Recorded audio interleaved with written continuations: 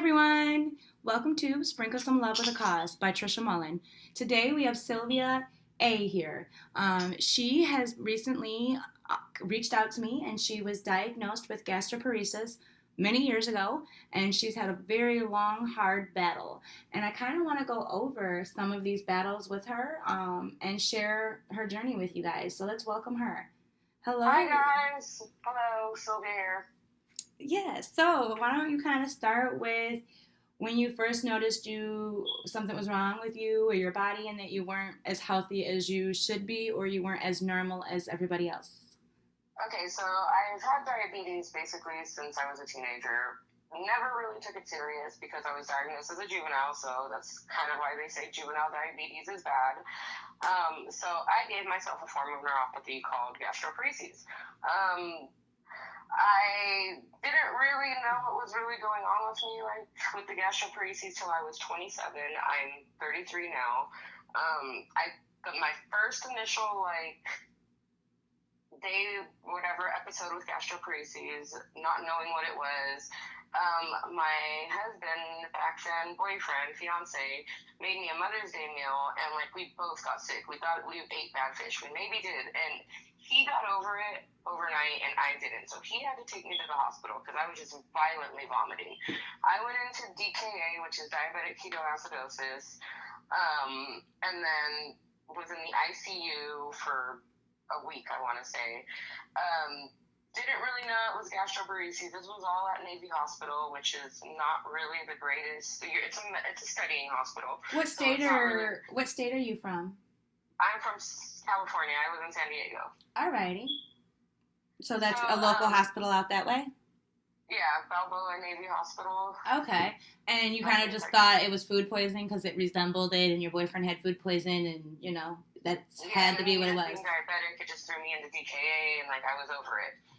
But then, randomly, because we were in that, little phase of, dating where, we were going out on dates and eating things everywhere. We were trying out all the little places you would find on Yelp and all of those Food Network type of deals. Oh, that looks cool. Let's go there. Yeah, so that sounds real fun.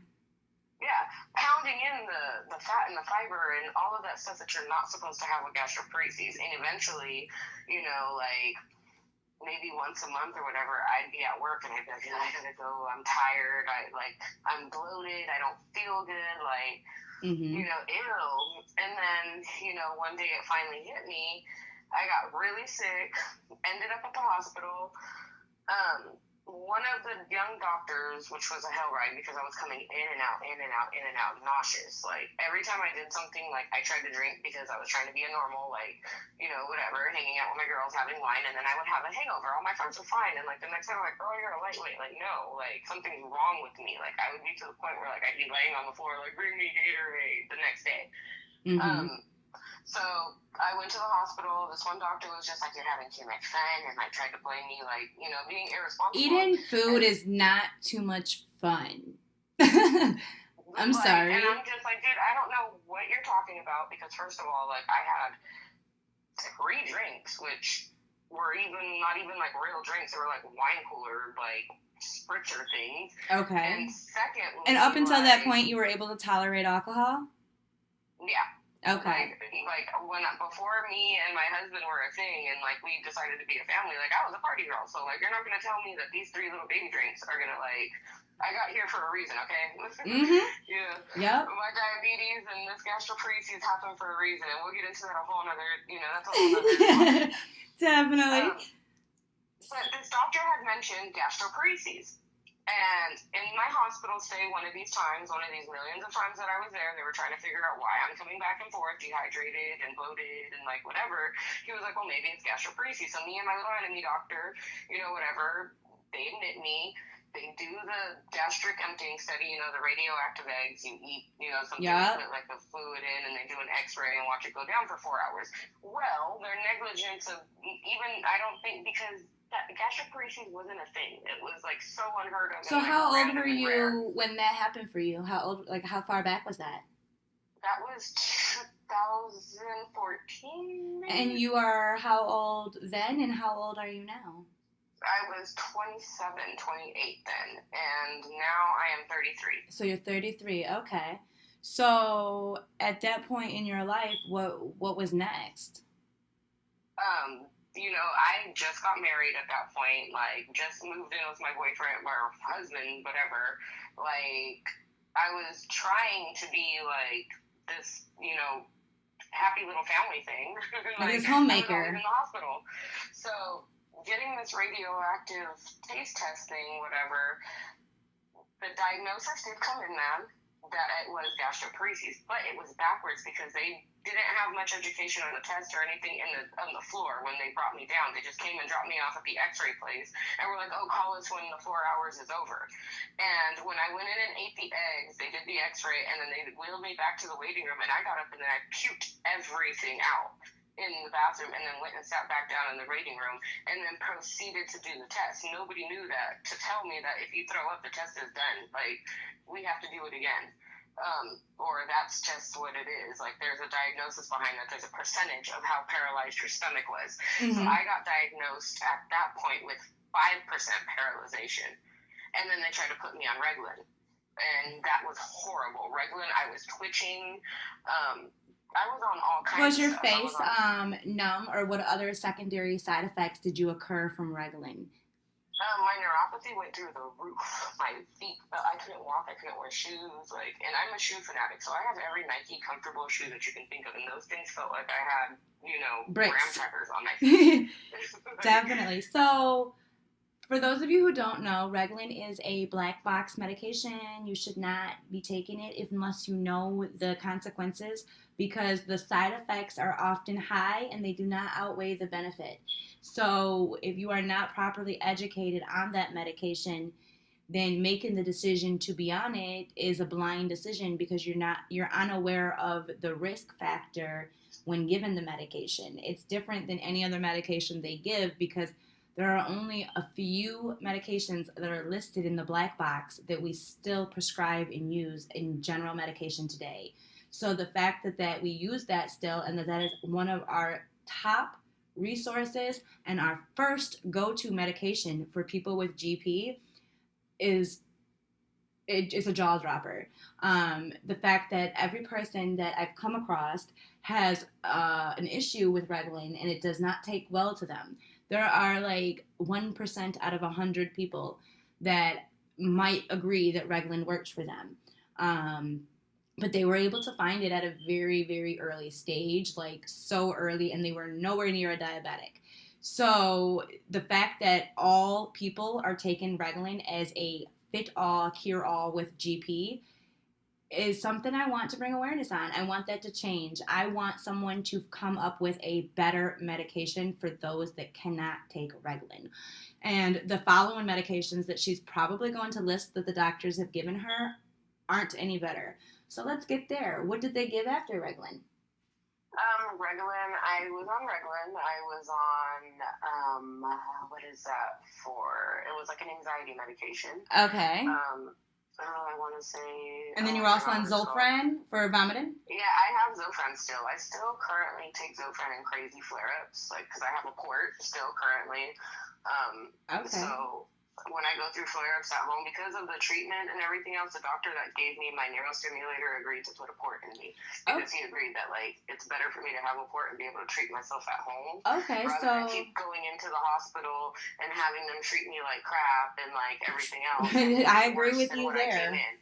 So at this point, once you just first got your diagnosis, and you kind of realized that Reglan wasn't working for you, what happened next before getting those treatment plans? They referred me to an outside GI who was going to let me die. Okay. This lady, we'll leave names out, but she gave me a whole bunch of stuff, like I said, like anxiety medications. It's not coming on off the top of my head, but I'm pretty sure somebody listening is going to be like, boom, and I'm going to message you and be like, yeah, that's it. Yeah. Don't worry about the names. Those are small things. And it's old and it's not something current for you, so just, No. But yeah, no. So they would give me that, and then like you said, Reglan was like the go-to in the emergency room. Like they'd be like, "Oh, give her Reglan." Like, no, please don't, because I got heartburn from Reglan too. I was on domperidone. I don't know. A lot of people heard of domperidone. It was not FDA approved, and we had to get it from either Canada or Mexico. I actually have heard other people talk about that, and I've also heard people talk about medications from the UK. So our FDA, for those of you who do not know, is obviously ran by United States FDA because it's their federal government. They regulate all of our medications and uses in clinical trials and studies before we can, permit a medication to a patient. But in other countries, their FDA laws are different than ours, and their clinical study rules and regulations are different. So they're often able to get medication out quicker, faster, and they have way more science and data and are so much further ahead in the battle of GP. The UK and Canada are rising stars right now, and if we could get on their level or get some of their doctors to work for our country and maybe get some of those medications approved with our FDA, then our current patients that are suffering here in the United States could actually begin to see some true relief like Canada and the UK instead of outsourcing. When I went for my domperidone in Mexico, because I'm right next door to the border, so that was just a quick weekend trip to go get the domperidone. Like, the pharmacist gave me, what people in Mexico generally get with domperidone. He was like, well, okay, the doctor wrote you that out. This is your condition. Well, people like you here, when I do medication orders, this is usually what they come get. So he gave me like some crazy laxative that one of my cousins was like, oh my God, let me get those. Those are great for weight loss. So I should have saw that as a forewarning, but domperidone did not work for me. Like, at that point, I figured out the day that, like, domperidone actually settled in my stomach and I digested it, like, 4 or 5 days in, that I fit my daughter's diapers. And my daughter was only 3 months old. So that should tell you a scary thing about my weight at that point. I was like, and I'm 5'6". So how much would you say you weighed at that point? And was it the medication that made you lose the weight? And if so, before you started the medication? No, that's a whole nother story. So when I started this journey, let me tell you, I was in my 200s. Okay, I was fat and happy. There was no reason for me to diet. I never wanted to be skinny. The doctors were always like, on my physicals, well, you should probably lose some weight. And I'm like, you should probably just, definitely. Get on that. Like, I'm happy. You don't have to be, but I am. Yeah, you may not like it, but, like, as long as I keep taking my insulin, right, sir? Like, I can do what I want, right? Yeah, okay. Right. So how much weight did you lose? Because you said you could fit your daughter's diapers. So how tiny did you get? At my smallest and worst, I was 108 pounds. I was on a 10-pound, we'll call it ledge. Like, I could lose 10 pounds in a night. Okay. Just from pooping and throwing up all of my stomach acid. I felt like I was throwing up my skin. Like 110, and you started at what weight? 206. 06. So you lost. Well, when I was pregnant with my daughter, I was 206. And she kicked it into higher gear than what it was already, because prior to being pregnant with her and all of this, I was maybe like 215. Okay. Something around that. But then when, like, that final weigh-in, when I started to get sick and, like, found out I was pregnant, I remember it, and it's locked in my head that I was 206 pounds. So when I delivered, you've lost 100 pounds, roughly. The whole ordeal. Yep. So when I was pregnant with her, I delivered her, and I was 137. How long was that gap from the 200 to the 100? A pregnancy. So 9 months? Gypsy, maybe like a year, the pregnancy, and then, like, she was in the NICU for a month, and then, like, after, like, I was only okay, because they were trying to say that I had hyperemesis gravis. I was like the princess. Like, I couldn't, like, when I was done being pregnant, this would all go away. And it was kind of, like, true. Not really, but yeah, because I think, honestly, like, I don't know where people's religion is, but God got me through her NICU stay. Because I was okay. I got out of the hospital because I wanted to get out so bad. I had been there 140 days straight. Like, I spent 2 days in there to recover from, like, the trauma of, like, everything that happened. They tied my tubes because they're like, girl, like, you're gonna die if you do this again. Okay. So that's why they agreed to tie my tubes at 29. So pregnancy for you was very rough. Yes, extremely rough for her. If you could describe a little bit about that in a brief paragraph real quick, could you tell us some of the things you endured during your 9-month pregnancy? Well, basically, like, I was a week on and a week off at home and in the hospital. I was so sick and throwing up, like, that, like, I could barely walk through our 750 square foot apartment to get to the fridge from my bedroom. I would have to stop at the couch and, like, lay down for a second. And I had a backpack on, too, so I can get back to the bedroom with my supplies, because my husband was at work. Mm-hmm. So I would have to, like, drag out to the freaking living room, and that was a process, get back to the room, and then go lay in my bed with a bucket next to my bed and just, like, puke up everything that I just brought in to take in. Mm-hmm. And then, like, the doctor was calling me, like, well, you had an appointment today. Like, why aren't you here? I'm calling the ER, to the point where, like, my husband would get home from work because the doctor called him and take me to the ER, and the nurses would already know the car and be like, oh, Dr. Such and such called that in already. You see the black Jeep? She's here. Let's get her back here. She's got to get upstairs to her room for the week, you know? Right, so you became a regular. I was throwing up everything. I was losing weight. I was fainting. The fire department, like, I don't know how many times I woke up on the floor with the fire boys just like, hey guys, I owe that department, like, so many rock stars probably from all the times they've had to come get me out of the shower naked because I fainted.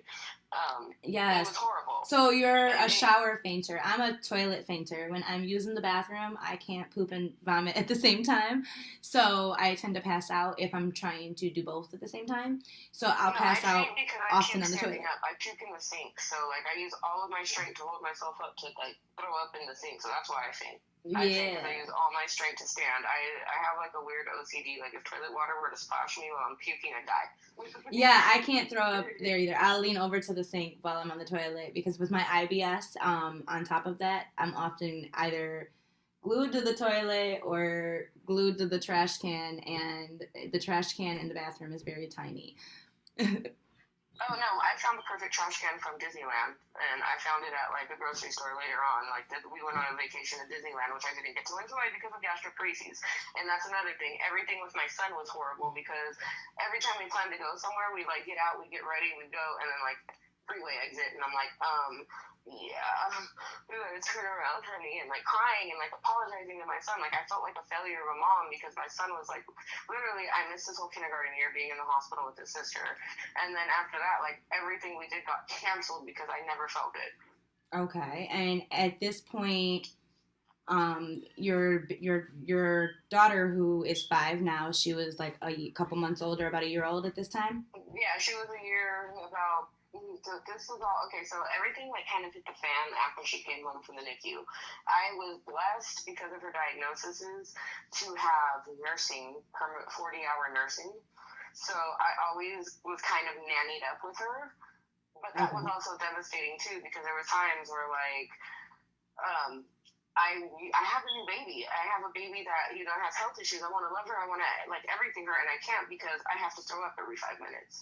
I'm crying. I'm, you know, always going to medicate. I can't hold my baby because I was smoking and, like, smelling like, you know, things like that. But I have a new, you know, immunocompromised baby, so I didn't want to, like, expose her to any of that. So I would always have to leave her with her nurse. And I was blessed to have such a loving nurse that, you know, took on, you know, the role for me so that way, like, I could heal and, like, my baby could be okay. Yes, but nurses. There's a lot of people that don't have that or don't have access to that, and that's kind of scary. Nope, not at all. And the nurses it sounds like they actually helped you, which is good. What, if you don't mind me asking, would you like to tell the audience what the baby got diagnosed with and struggled with so far through the first 5 years of her life at this point? So when I was pregnant with her, because of all the fainting, she didn't develop the connector to her left and her right side of her brain, which is called the corpus callosum. So we already knew that coming into, you know, life. And then on top of that, we did a vaginal delivery, which was a huge mistake. We should have did a cesarean knowing that I wasn't strong enough, and two, the baby had issues too. So, but we pushed, she got stuck, so then she ended up with cerebral palsy. So she's quadriplegic and nonverbal, and because of the corpus callosum, also has a seizure disorder of epilepsy, a form called Lennox-Gastaut. So Gypsy is a miracle, and, you know, she struggles daily on top of me struggling with my struggles. We both fight a huge fight together. Aw, it's sad but touching at the same time. I know that you and I have spoke a little bit about her and some of the things that have helped her and that have helped you. Out of all of the medications and out of all of the things that have helped your daughter through her trials and tribulations, what would you want to shine some light on? CBD oil, like actually not Epidiolex, like Big Pharma, and I guess I'm going to sound horrible, but no, say what you want to CBD say. oils and THC and cannabis have helped our family tremendously. And how would you say they've helped your daughter specifically with her epilepsy? So prior to, a lot of recent, like a long time ago, 4 years ago, there was a better form of CBD out, but was frowned upon by doctors. And she was on that, and it removed her seizures permanently. Now, because of... Was that Charlotte's Web, or what was that called? It was called Hemp Lucid, and it was a CBD water, but it had a certain percentage of THC. And the reason why the doctors are against CBD oil mostly is because of the THC. They think that it gets the children high, but if you really think about it, like the children are already high if you already have them on Keppra, Max, and Onfi. Onfi is a benzo, yes, which is classified as like a it's like a narcotic. It's a narcotic, yes. And the last time I took an anxiety medication, I was when we learned that I don't benefit from anxiety medication. I just need to smoke a little cannabis. Yes, and cannabis also helps you with your eating issues. So kind of let's talk about that. How did cannabis save you?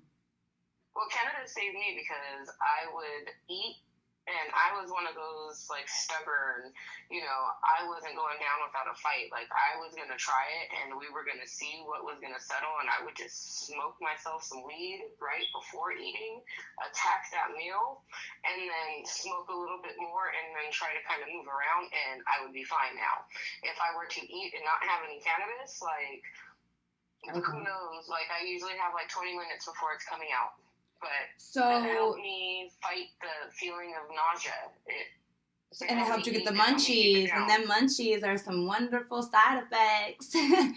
Better than that paralyzed face. Those don't go away. You are so hungry, you're starving, But it's a different type of munchie because I've noticed with... It's a happy munchie. Yes. Versus, that painful, I'm hungry, whatever, the dreadful... You want to actually go to the kitchen and unfortunately for me and being diabetic, which sucks, is the only things that, I was really tolerating for a while were, things that, broke down that you found in the cabinet that you're not supposed to eat to be healthy, like Pop-Tarts and cornbread and, yeah, those quick go-tos. Processed foods. I couldn't eat any kind of veggies. Salads I had to let go for a while. I can still barely eat salads now. I have to be very careful when I eat salads to make sure that, it's balanced out with other things, but...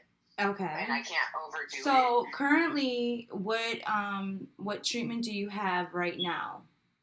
Right now, I started with a gastric neurostimulator, the Antera. I have had a pyloroplasty done, and I have a chest port for hydration. Those are my three,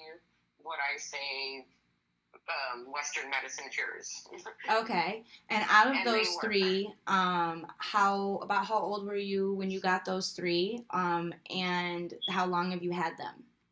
So back to the doctor I said that was gonna let me die. She mentioned this bariatric surgeon, Dr. Fuller, my savior guy. I call him Papa Fuller because, he created me. I'm his Frankenstein. He gave me life again, but she referred me to him. Well, she didn't refer me. She told me she was going to refer me to him, never referred me to him. I was sitting at home dying, so I finally just called his office, and they were like, we don't know anything about you. And the insurance that I had, I was able to self-refer, so I was like, well, I need to see him. And he hooked me up with the GI team at the hospital. Was like, okay, well, we need to get you in our network. So I got into the network and got a primary care provider there. Went through all the hoops of doing the swallow study all over again. And for them to confirm the diagnosis and to see where you're at now. Yes. And not only that, but for those of you who don't know, just because 5 years ago your percentage was 5% doesn't mean that it's still 5% today. It could have gotten better or worse. So before moving on with a new treatment plan, it is good sometimes to repeat the delayed gastric emptying test just to see the percentage of paralyzation and to see if you've been able to heal on your own with any, or to see if you have just continued to fall down with more damage. So to learn the difference between the two is very important for your treatment plan. So you will hear people that have to repeat that test, and it's not because they were misdiagnosed and we're trying to re-diagnose. No. It's to check the percentage. It's to check the percentages. And it's only recently, too, that they are accepting the fact that it can get better, because in my diagnosis, which doesn't seem like it was very long ago, there was not much education on gastroparesis. Not at all. Very, very rare. Extremely rare. So they would always say, well, it doesn't get better, there's no healing. Like, that was something I always heard, was like, well, when I get better, like, I would always joke around with the doctors. I've always had a good attitude about it, and like joked around and be like, well, when I get better, doctor, and I've had like cold doctors like, well, you're never gonna get better, but you can do this, like, that, like, well, let me sock you into reality, doctor. Yeah, I've had all of them. So it changes, yes. And it's very good to know your body, and like, if you feel like you're digesting, to bring it up to your doctor, like, hey, can we check again? Like, it's always good to advocate, because some doctors still live in that belief that like it's always going to get worse, which it's not. And that's a huge misconception that like scares a lot of people into like avoiding treatments. How many doctors have you walked away from that were GP doctors that did not see your vision? Oh, girl, like, that's a good question. Every time I've been admitted to I want numbers. I want like 100. I want 10. I want some numbers. Doctor, I tell them straight to hell usually. So give me some numbers. Give me an idea. 50, 100. How many doctors have you told? Hundreds. Yes. Do you hear that? Say that louder one more time, girl. Hundreds of doctors. And why? Why would you not believe these doctors? I want to hear your answer. Usually it's because I was smoking marijuana to cure it. And they would say, well, and I quit smoking weed to prove them wrong, which it worked, but even then they didn't accept it. They were still like, no, because when I would go talk to them, it was always, I got admitted because I went in a flare-up, and I got desperate and, just smoked at the end of it. Okay. And then they'd be like, oh my God, it's because you smoked. Like, it's no fool. Like, so, I just smoked that, like, 4 days into the flare. I was fine all week and didn't have to smoke. And now I had to, like, chain smoke because I'm sick. So, I was sick before I smoked. For the audience, I kind of want to give an idea of what's going on here. So marijuana right now is being prescribed across the country for many different diseases. And gastroparesis is one of the diseases that they are now prescribing pharma forms of marijuana for as a treatment plan, or a prescription marijuana with your medical card as a form of treatment plan. But before marijuana was legal, anybody that smoked marijuana who had this disease was often told that the marijuana is causing your problem, not fixing it, and that the marijuana is making you sick. And if you get off the marijuana, we could prove you to be wrong. But out of everybody that ever got off the marijuana, they all have the same story, that they went right back to the painful. They were able to get some form of relief with marijuana, not all, but some, because there is no cure for this disease. We can only Band-Aid. So those Band-Aids were able to work. And when they ripped that Band-Aid off, they were right back at that original wound, and it was hurting, and it was painful, and it was hard to endure, and we were back at square one, looking for help. And then doctors come up with a form of treatment plan that they feel will help you that is outrageously crazy at times, or things that we already told you we don't want to do, like Reglan, and you keep trying to tell me that that's the only option, or this is the only option, or this is all you can do for your particular case. We often hear that.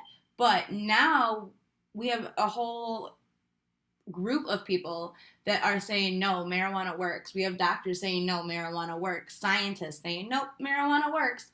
But we still have to fight the battle with certain doctors who are not fully educated on the marijuana aspect of that disease, that marijuana works, and that I'm not cutting out marijuana, that marijuana has been my savior, and there's no way you're going to take that Band-Aid off. So one of the medications that they gave me when I was off of marijuana was a patch called scopolamine.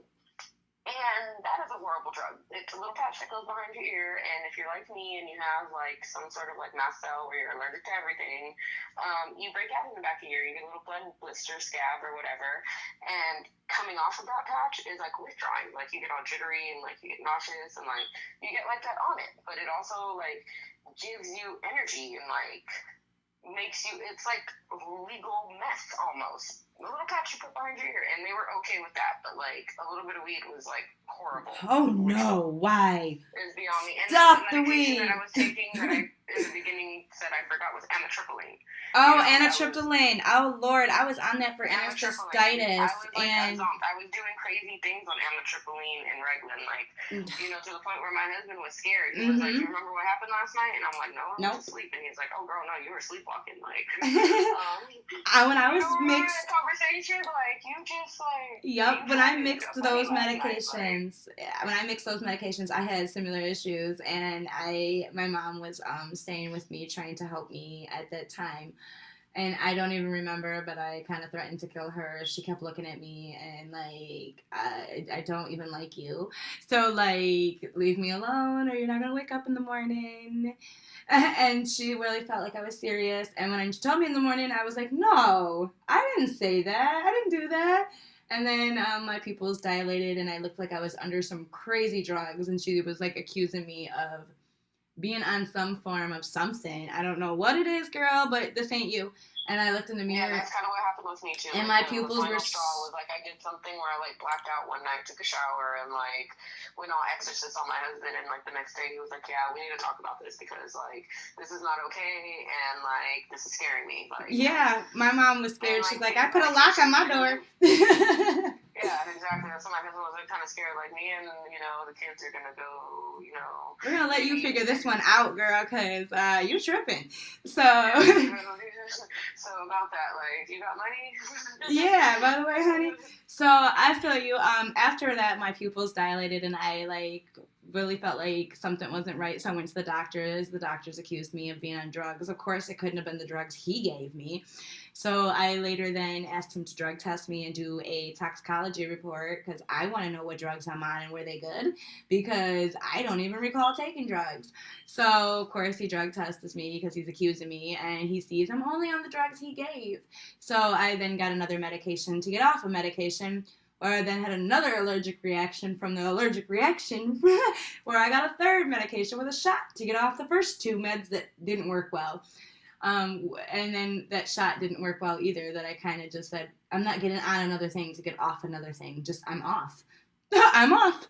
I'm done. Yeah, no, and that's just, it's horrible because, they're giving you all of this stuff, and it's like, all we really want is relief. Like, I'm literally vomiting my skin off. Like, I'm throwing up to the point where, like, things are yellow, and, like, I'm seeing blood speckles, I'm busting eye sockets. So, was that the point in your life where you finally got those 3 machines and you were able to seek some form of relief? Yeah, I was desperate. I was skinny. I was tired of standing over the bathroom sink every day, butt naked, in and out of the hot shower, and then back to the sink. So why would you take showers? That was my life. I couldn't pick up my kids from school. I couldn't get my daughter dressed. Why would you take so many showers? What were the showers doing for you? Just the pain, like the water hitting and it was to the point where like I went out and bought myself a hot tub. Like I had to get a hot tub because like I was running up water bills. I was just living in the shower and like destroying bathrooms, like peeling paint off the walls, and like the hot water there was never hot water because I was always under it. I was always under it or in it. The pain, like it feels like there's like in your stomach's empty, but it just feels like if I could describe it, it would be like if I were a washer machine and somebody threw boulders in it. That's a good description. Like trying to spin with like boulders in it, and you could put like the smallest thing in your stomach, and like rice is horrible to throw up. Like if you ever want to stop eating anything, come to me and ask me what it looks like coming out 3 days later, because I've thrown like whole pieces of steak up like 3 days afterwards and be like, oh, that was from when we went to that one place. Like so I thought I processed that. Did you find yourself eliminating solids at some point before your machines were put in? Yes. Definitely. And did that help you? I lived off the FOMOP diet. So basically, I was on a hell no to getting a feeding tube. I had TPN for a while because I was so bad off and I wanted to go home so bad that the doctor was like, just give her TPN. Because and they couldn't get an NG tube in me. I remember I was, tanked up on Ativan and what is that? promethazine, the Phenergan. Okay. Phenergan and Ativan in the hospital, and they were trying to get an NG tube in me. I have some sort of weird alien structure.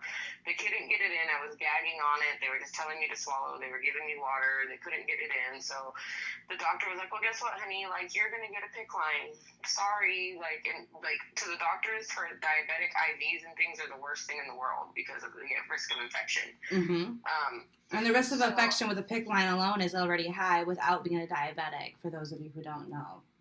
Yes, it's a very sterile process. It's not very invasive, like getting it done. It's not scary, so I'm not trying to tell anybody don't get it. If a doctor says you need a PICC line, get a PICC line. If the doctor says, try an NG2, try it. So what has your experience been with these machines, and would you recommend them to somebody? How have they helped you? So I have the Intera. I have it up to like the millionth power. The algorithm in it is like to the highest setting. So I've blown through 3 of them.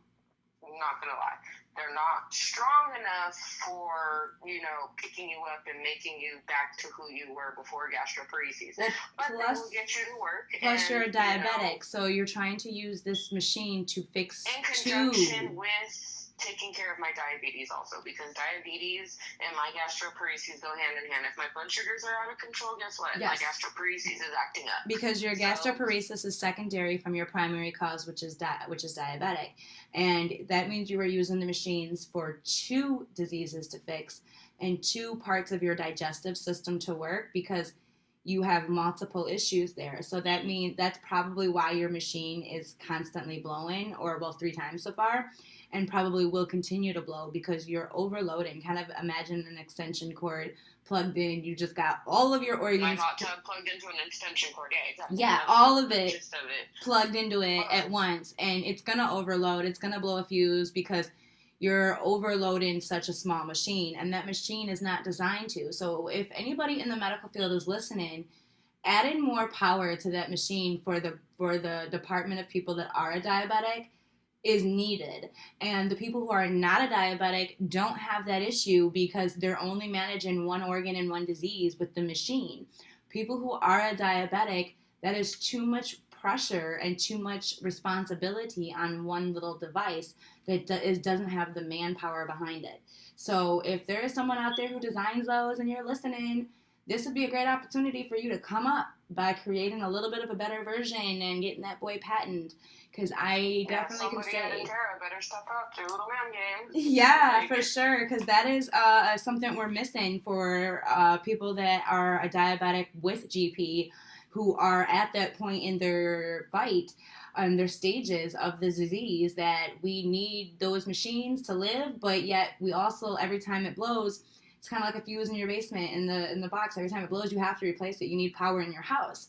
But this isn't just an easy refuse place for us. We have to endure a physical surgery to get that machine out that is bad, and get it out in time as soon as we realize, and get another one. We don't get an infection, and then on top of that, pulling it out, like, there's only so many times that they can go over that. The scar tissue, that scar tissue. And they're going to have to stop. So we need to find a way to make them last longer so we can not be every 18 months, because that's about what the rate I'm at right now is, like every 18 months. Yes, and not only that, but I myself who've had lots of surgeries over scar tissues, and having surgeries every 3 months, having surgeries every 6 months, consecutively like that, it leaves you at a point in your life where you're just always fighting that you really quit living, because you're just waiting for your next surgery or you're waiting for your next treatment plan. So right now you're just enjoying life, but enjoying life and living life are very different, very different. And getting up out of bed every day, getting your hair done, doing your nails, just doing like the simple things that we do, those can be enjoyable things for, even though other people consider that just living. Like, we take pride in those things because it's very hard for us just to do those daily essentials, or just to be able to and that's something to touch on, is those daily essentials. When you get rid of them, you fall into a depression, and having a chronic illness is depressing enough. So, it's very important to hold on to those, things that make you feel good, so you don't fall into the chronic moodies. Yes, so depression, I feel, goes hand in hand with any disease. And sometimes depression is our first diagnosis before we even diagnose our underlying cause. Depression is so visible and easy to see that GP is not. Often, most GP patients are diagnosed with a form of depression or severe depression long before their initial diagnosis or delayed gastric emptying test or endoscopy, whatever form you chose to use to get diagnosed. But whenever you get that diagnosis, 90% of the people already have depression, and those that don't have already been pushed into depression over the last several months of crying why me and crying what's wrong with me before they get an actual someone who was willing to listen, that they push themselves into depression if they weren't already there before, that you're at the beginning of depression when you get your diagnosis, and the diagnosis itself pushes you off the edge into depression. So not only are patients left to figure out how to pick up the pieces with an uncurable disease, but we're also fighting depression now with it. And then the medications that you give us interfere with our depression or anxiety or our other issues. And can also cause like rage. Also, depression turns to rage, anger, anxiety, all of that. Yeah, because so you manifest so much rage and anger when you get a diagnosis and it took you forever to get it, and you had to tell people that you're not a liar. I'm not fighting. I don't want your pain pills. I want your help. I don't want a narcotic. I want a surgery. I want a treatment. I'll take chemo at this point. You can take the kidneys if you need to. You can take the whole intestine. What you need, the colon? Okay, like what we gonna do to fix this? Because at this point in my life, if I don't do something, pain meds ain't the answer. I'm not here for that. And I'm not here for an antidepressant because that's not the answer either. I want my life back. I want to be able to get up and function in the morning. It's not about no emergency room can do for me right now. It's what I can do for myself tomorrow. No emergency room can do that. And no emergency room doctors are educated on GP, so we often find ourselves lost in emergency rooms crying for help to doctors that don't even know about the disease to give us help. Oh, I have a doctor for you too. I have a doctor that the last time, this last December, actually, I had my last pacer replaced. I knew it was happening. And when I went into the urgent care with Dr. Butthead, who, always says I smoked weed and that's why I'm sick and just rushes me out, tanked up on whatever it is that he gave me, the Ativan and the Phenegrin. Yeah, whatever pharmaceutical bullcrap he came up with. EKG on me because I, having gastroparesis, I knocked my heart into a thing that, like, anytime I go into the hospital, they slap a telly box on me because I'm having crazy heart palpitations. So, So your vagus nerve is severely damaged to the point that you are now enduring heart issues from your vagus nerve damage that are the underlying cause. I'm so damaged that I have a hernia in my throat from all of the stomach acid from the vomiting. 7 years of vomiting. So what is your treatment options because of stomach acid? Like, that is something I want to touch. Yes, I've lost a lot of teeth, and I currently just had another tooth break off the other day. Word of advice for that, for everybody out there, is when you vomit, I know it sounds gross, and I know the first thing you want to do is when you taste stomach acid in your mouth is rinse your mouth and brush your teeth. Do not do that. I have been told by many dentists and dental hygienists that when you brush the stomach acid into your teeth, you're ripping the enamel off, and that's why your teeth chip and fall out. Okay, that makes logical sense. So you want to wait about half an hour, swish with water, brush your tongue, but stay away from your teeth. Yes, because the enamel. And you also want to use enamel builder toothpaste. Enamel guard, Sensodyne and things like that. I love Sensodyne, and I love their mouthwash, and I love their toothpaste. And I also even, once in a while, my fluoride will get low, and I will notice that my fluoride is low from all of the vomiting, and that if I up my fluoride, then my body will also tend to do better. And my B12 is also often depleted from other issues, but I feel like the original depletion came from GP, but I haven't actually proven that. But I do feel that the original B12 issues and the ripple effect from B12 cause other issues. So learning to manage your vitamins is very important with this disease because your vitamins are your cure. If you don't get the nutrition and the vitamins to your organs, then your organs can't properly function. And eventually we go into cardiac arrest, or we go into kidney failure, or we go into, we lost so much weight from being malnutrition, from starving ourselves to death, literally, that we, instead of dying from starvation, we die from a secondary issue like the heart attacks or organ failure. Or POTS. POTS is a very something tachycardia, post-orthostatic tachycardia. POTS, where you stand up and faint, you look to the left, you faint, your blood pressure is always low. Like, that's also an inherited disease with gastroparesis, and that can hurt you in many of ways, whether like you faint, pass out, hit your head, or like me, you're driving and you look to your left and you almost run off the road. So you also need to be very aware of like your underlying conditions and what you're capable of doing with them. Yes, and I kind of want to shed a little bit more light now on your victory. So after she obtained these machines, she has now had them for how long? Since 2018, I want to say. So for 3 years, she's working on, and she is able to eat solids again. She is able to poop the solids again. She is able to enjoy those beautiful dates with that husband again. You know, the trials and tribulations that she went through to get here were like no other, but she's here, and she's at a point where she's finally feeling peace again. She's not cured. She'll never be cured, but she feels like she is almost back to her original point in life where she started these battles with her eating issues and being able to go to a public restaurant and have the same meal that her husband's having. You know, that is those memories and moments. More like my greatest victory is being able to work for the last year and a half, 2 years, like actually like obtain a job and create income. And what are you doing for a living? I am currently a domestic violence advocate at a shelter. And what got you into that work? Because I definitely like that.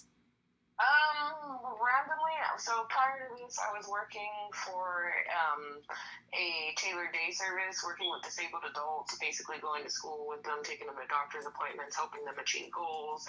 And I kind of got burned out by that because it's a lot of, it's like having like, you know, a bunch of my daughters in adult form. So I couldn't handle it, so I was like, you know, I need another job. And like having that on my work history on one of those online forums, my resume stood out to somebody, and I just randomly applied and got the job. And it's great because they pay for me to do any kind of schooling that has to do with trauma-informed care.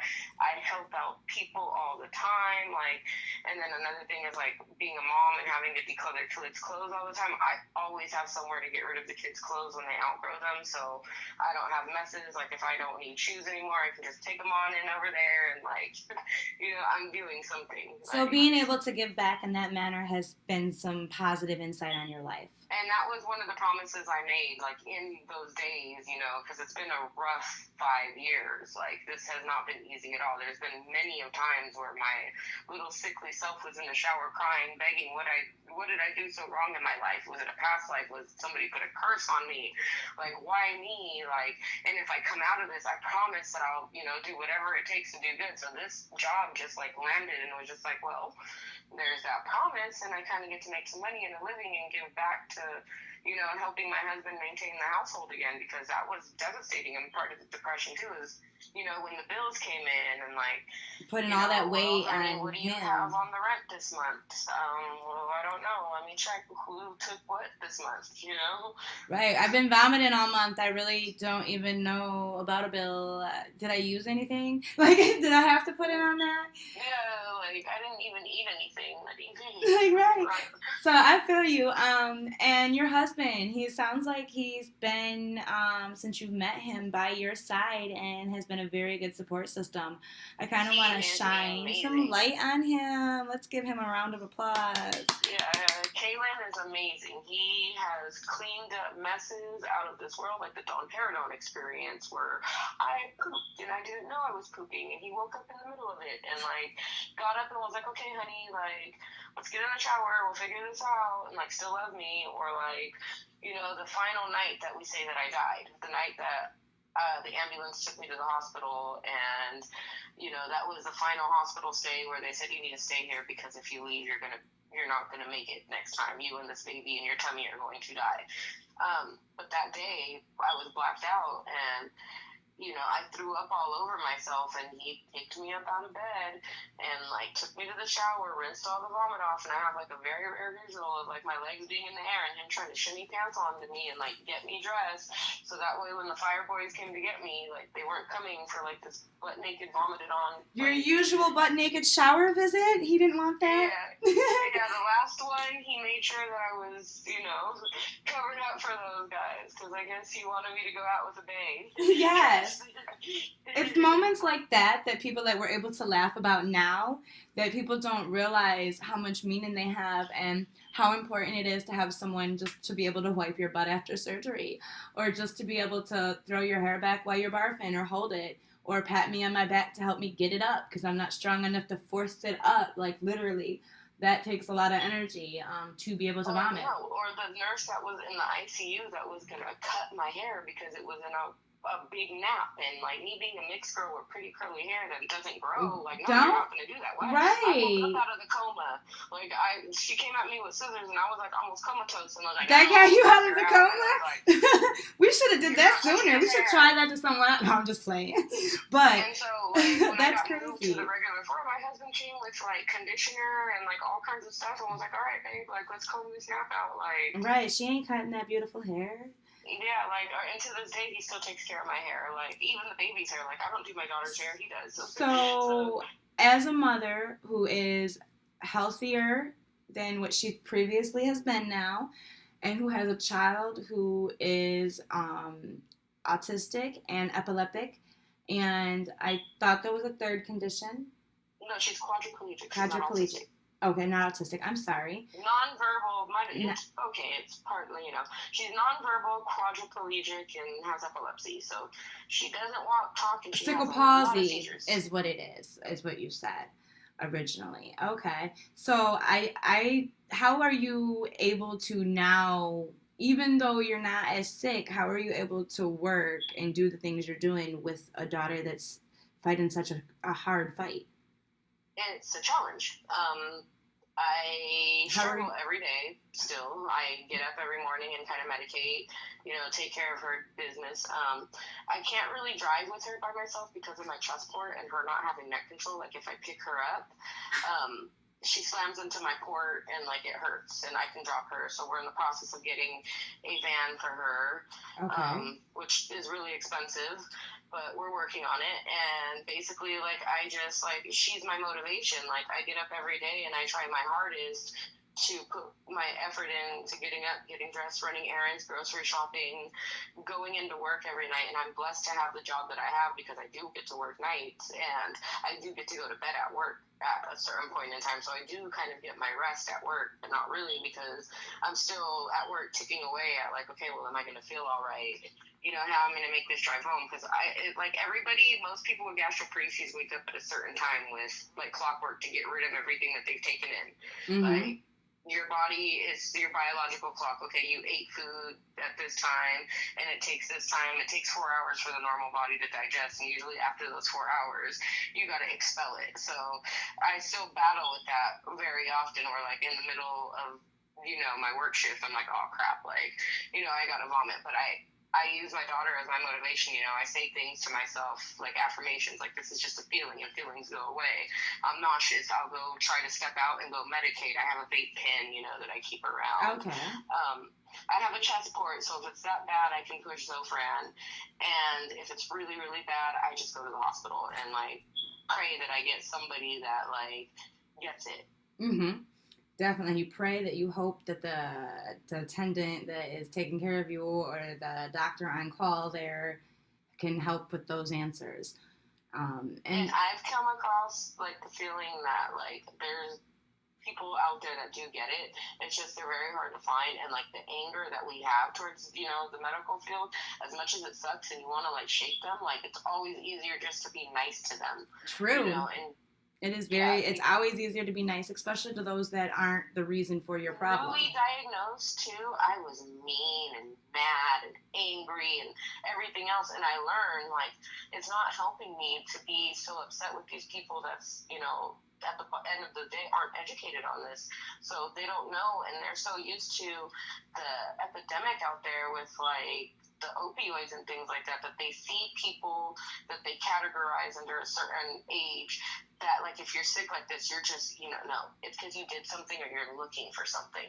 So it's so easy for them to be like, oh, it's probably a fentanyl case. Or write it off because they just don't know. They just write it off because they don't know, and they are assuming that it's a narcotic hunt because of the epidemic right now, but that is not. And then they look at your chart and they see that you are repetitive. Doctor to doctor to doctor, and that's part of that other problem too, is that the people that are, you know, on the opioid crisis do that. So they look at your chart and they're like, oh, she found 17 doctors in the last month. I wonder why she's here with us. And it's like, because I want to stop throwing up. I've been on this 14-day vomiting express puking.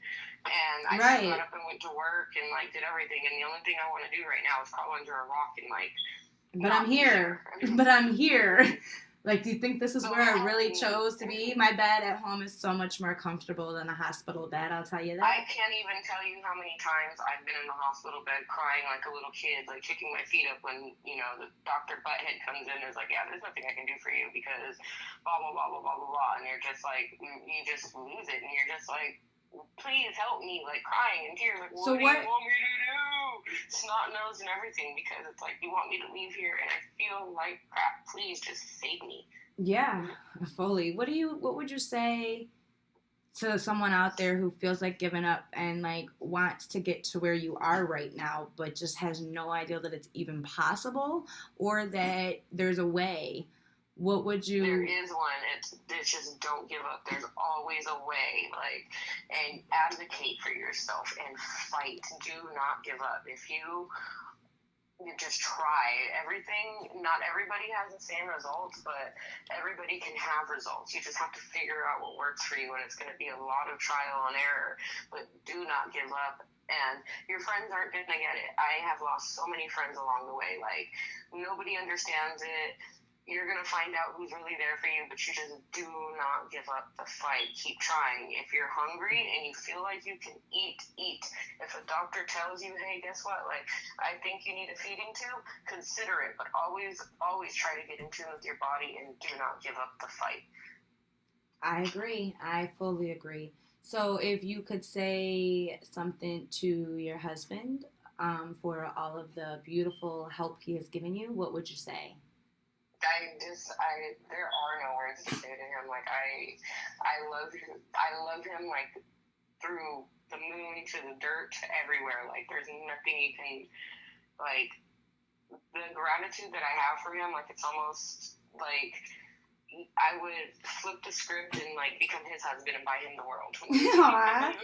Yes, there's no amount of thank you to the one person who supports you the most that somebody could truly give.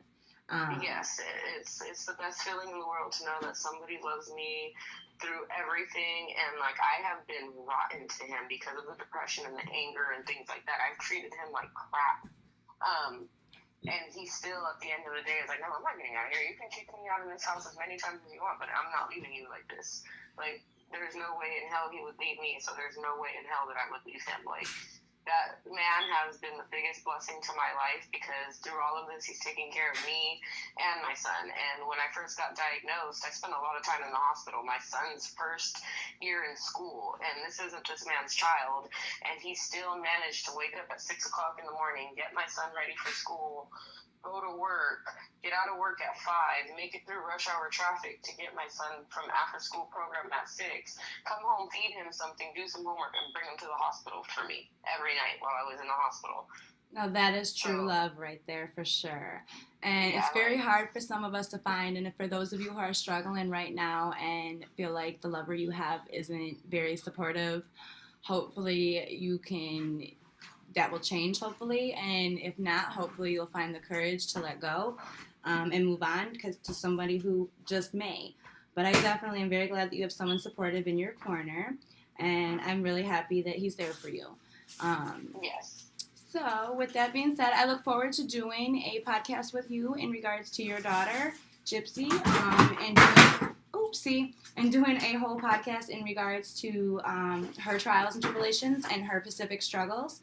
So, I thank you for joining us today. And if anybody wants to find you, where could they find you at?